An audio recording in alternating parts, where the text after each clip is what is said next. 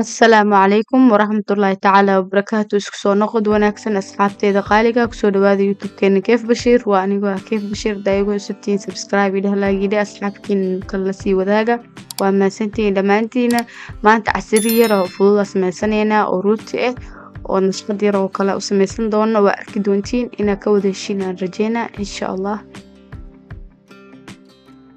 meeshaan waxaa soo qaatay baaquli waxa ay kusoo ritay 2 xabo oo ukun ah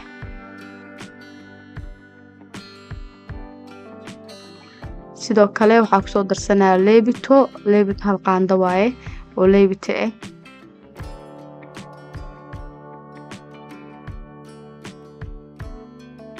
hadda hal qaando leebito ku shubnay sidoo kale waxaa isticmaalaynaa baking powder bakingka cuntada asna waxaa ku darsanaynaa 2 qaando waa arki doontiin qaandadaas yar waaye 2 qaando markaa mid weyn ma ahan qaandada yar waaye